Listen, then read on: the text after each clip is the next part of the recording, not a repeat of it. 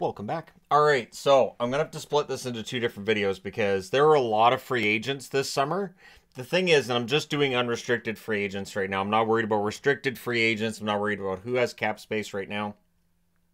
I'm just looking at who are the unrestricted free agents. Now, keep in mind, this list is going to expand as we get closer to January 1st. It's going to contract at points as well. There are going to be players on this list who re-sign with the teams that they're on expiring deals with. There are also going to be restricted free agents who don't get qualifying offers, which then makes them unrestricted free agents. And yeah, I'm wearing my Condors jersey.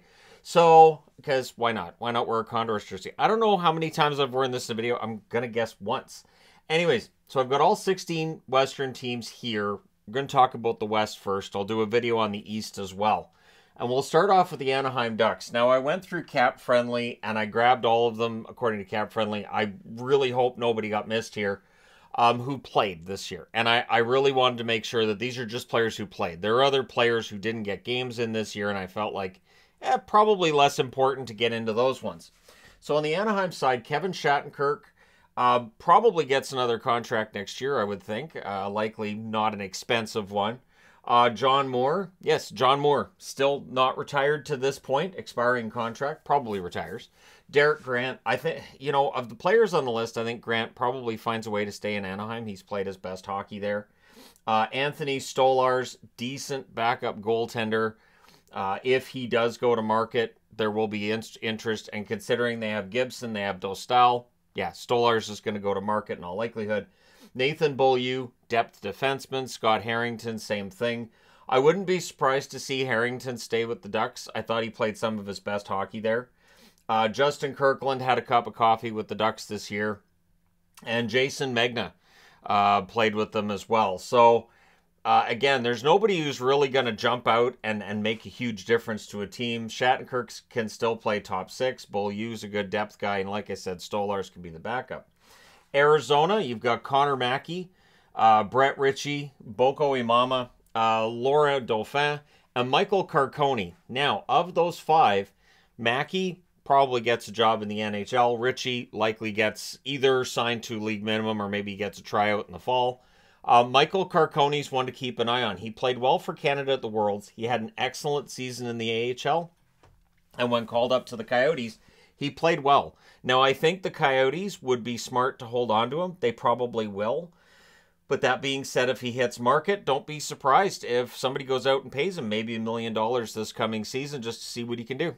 Again, he played well in the AHL, in the NHL, and then at the Worlds as well. So that may have turned some heads. Calgary, you've got, of course, Milan Lucic, who's taking a little bit of time to decide what he wants to do going forward, but he does want to keep playing hockey. It's just a matter of will it be in Calgary or could it be somewhere else. Nick Ritchie. Ritchie, we'll see where he signs and what happens with him. With both Ritchie brothers free agents, maybe they sign somewhere together, right? Troy Stetcher's out there as well. Stetcher, decent depth defenseman. Trevor Lewis, fourth liner. Dryden Hunt, a guy who can clear waivers, play a few games for you here and there. Michael Stone, I hope gets a contract this summer. I'd like to see him stay in Calgary, to be honest, and I don't want to see him have to go through a tryout process to get it. And Matthew Phillips. Been a lot of talk about Phillips and when they're going to call him up and all this, but he's a free agent this summer. And so for Phillips, he might be best off to see what's on the market and what he can get and where he ends up. So we'll see what Calgary does. Chicago, of course, the big name on the board is Jonathan Toews. But Jonathan Toews still deciding on what he's going to do next year, whether or not his career is going to continue, and dealing with health issues. So we'll see what Toews does. Anton Khudobin spent almost the entire season in the AHL, and during his last couple years in Dallas, the numbers were off. So Khudobin may very well be done his NHL career, and if that is in fact the case, I will love to do a career video on him. Fascinating career, really. Andreas Athanasiou, who apparently they were trying to move at the deadline, weren't able to get that done before the trade deadline passed. Athanasiou can skate. He's got some skill. Definitely there will be teams who are willing to offer up some money to see if he'll help out their depth. Jujhar Khaira, physical player, bottom six guy. Andreas Englund, I think he played all right. Again, depth defenseman, Buddy Robinson, Alex Stalock. Stalock, I think, showed with Chicago this year he'd make a decent backup. And so for teams looking for a backup goalie, you could do worse than Stalock. And if at this point in the video you're like, it's kind of slim pickings here, isn't it? It can be slim pickings during certain free agent periods. Colorado, there's a lot of guys with Colorado who are going to go to market, at least likely to go to market. Eric Johnson on the blue line. JT Compher. Compher will be an interesting one to watch. What is Compher worth? Is the team going to pay him third line center wages or second line? I know Vancouver's looking for a third line center. Would they look at JT Compher? And before anybody says they don't have any money, yeah, I know. I know they don't have any money. I'm just saying look at, not necessarily buy. You know how we do that. You walk through a car lot. You know you're not going to buy the Mustang, but you might as well look at it. I just compared Compher to a Mustang. You're welcome. Lars Eller. Eller, I think, decent, third/fourth line center at this point in his career. Evan Rodriguez is a spark plug. He goes anywhere that you want him to go in the lineup and produces. Evan Rodriguez, a player that I think is probably overrated by some, underrated by others. The reality is somewhere in the middle. I think he'll get paid a decent wage. Darren Helm, injured a lot this past season. Andrew Cogliano, good bottom six guy, may very well return to Colorado. That wouldn't surprise me. Jack Johnson came in at the deadline. Both Johnsons may be out off the Colorado roster this coming season. Of course, Jack left and then came back. Maybe they come back. Matt Nieto, his second tour with Colorado might be done. Mikhail Maltsev played a few games for them. Alex Galchenyuk played a handful of games as well.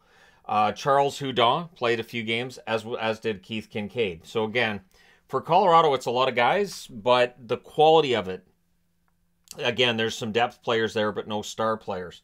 Dallas, you've got Evgeny Dodonov, who was decent, but I don't know if they keep him around.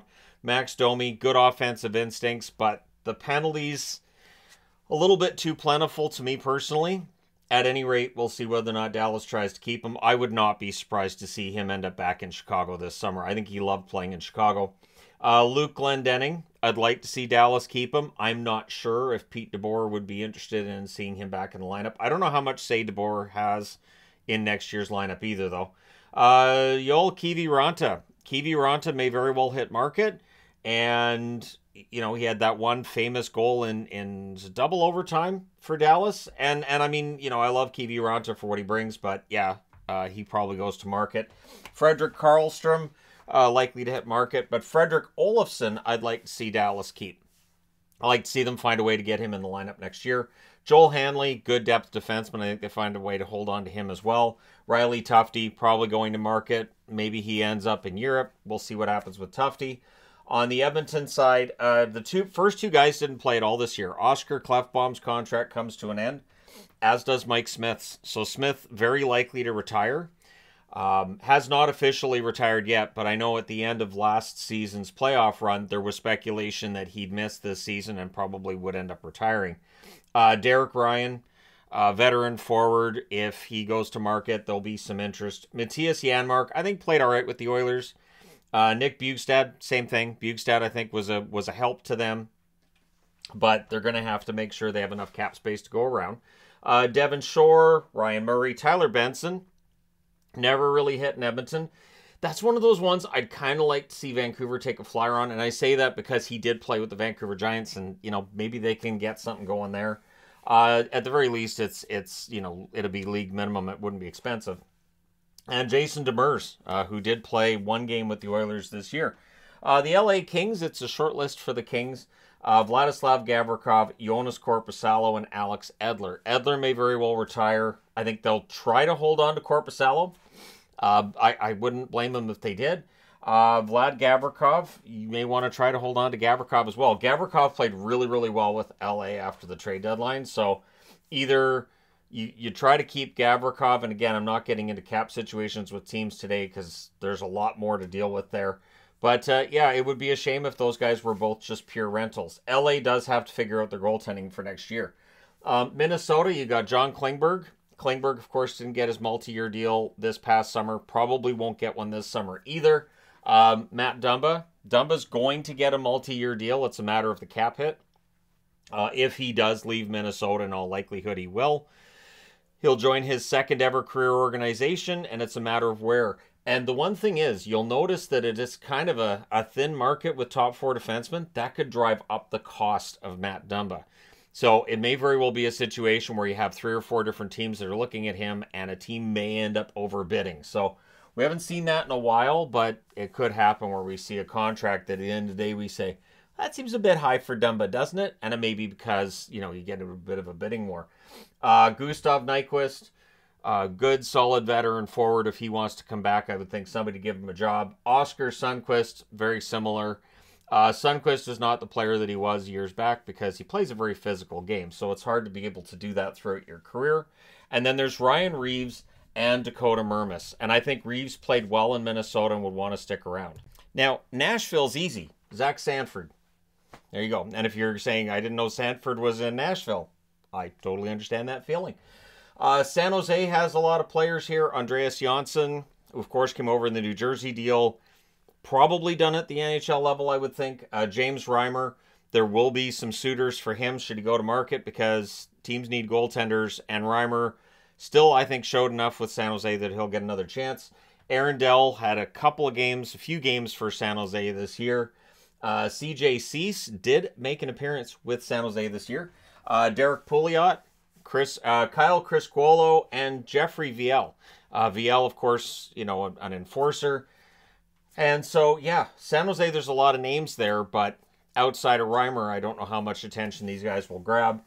Seattle, you have Jonas Donskoy, who missed the entire season with injury this past year. Does his career continue? Is that it? Carson Soucy, again, we might be looking at a situation where Soucy's value could be pretty high because he is a decent defenseman, and it's a shallow crop of defensemen in this year's free agent class. Martin Jones, good record for Seattle. His numbers weren't necessarily great, but he did have a good run there. And so I think he probably will get a backup job. Maybe he ends up as the guy in Tampa to replace Brian Elliott.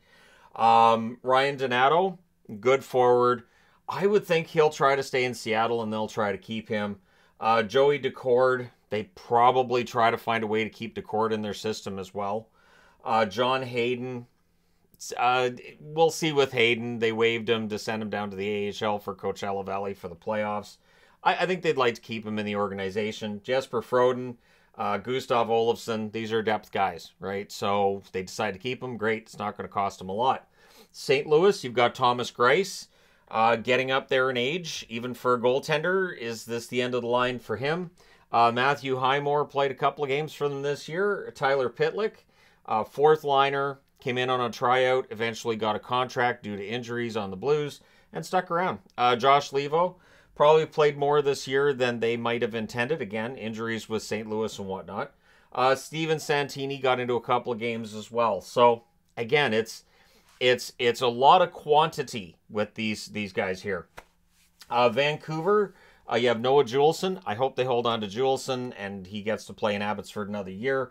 Colin Delia, I've talked for years about teams needing to give Delia a real chance. I think the Canucks did, and I just don't know that it's there. So I know in this market it's already basically pivoted to Demko and Silovs being the fan favorite pick for the tandem next year. I don't think Delia comes back to Vancouver next season. And Kyle Burrows, good foot soldier, played top 6 minutes for them over the last couple of years. However, as they try to improve the blue line, it may very well mean Burrows is on his way out. And again, cap issues too. Vegas, of course, will always have cap issues because they like to get their shiny new item, and very often will put them over the cap. This summer, though, if they decide they want to pivot and look for somebody new again, they may have to look at the trade market rather than free agency. Now, they have a number of goaltenders coming off the books. Jonathan Quick, Laurent Brossoit, and Aiden Hill are all on expiring contracts. You have Barbashev, who I think they will do everything they can to try to keep. Bluger, they may be all right with losing Bluger. Phil Kessel, another one that maybe you end up seeing go. I honestly, if Vegas wins the Cup, would we be that surprised if Phil Kessel, after the celebration, says, my career's done. I'm good with walking away. It would actually be kind of cool if he retired with that game streak intact. So he retires before he ends up sitting out a game or getting hurt. So we'll see. We'll see what happens with Vegas. And then Winnipeg. Vlad Nemesnikov, who looked decent for Winnipeg. We'll see if they keep him. David Riddick, I think, ends up moving on. I think they look for somebody else as the backup. Carson Kuhlman, depth forward, not much else there with him. Sam Gagne, good, solid veteran forward as well. Axel Jonsson-Fjällby, I actually think is a really good fourth-line player. I think he fit in pretty well in Winnipeg. I'd kind of like to see them bring him back. And Saku Maanalainen. Maanalainen, a very, I thought, solid return to North American hockey this year. And I thought he did a pretty good job with a Winnipeg team that made the playoffs and then bowed out early in said playoffs. But I think Maanalainen was decent enough that they could keep him around. So that's the West. It really is a lot of guys and a lot of players and not a lot of star power, right? So when we get to free agent frenzy, I expect a lot of names getting signed, a lot of these guys to come off the board pretty quick. But if you're looking at those big earth-shattering moves, it might be via trade. But again, remember, there are going to be restricted free agents. The teams say, we're not going to qualify them. They're going to go straight to market. And with the tight salary cap, we might see some shockers. But let me know your thoughts in the comment section below, as always. Don't forget to hit like and subscribe if you're browsing your way through. You just happened upon this video. And of the players on the board, who would you most like to see a team that you cheer for pick up? And yes, I will be doing one on the East today as well. Let me know your thoughts. Thank you guys so much for all your support. I will talk to you again soon.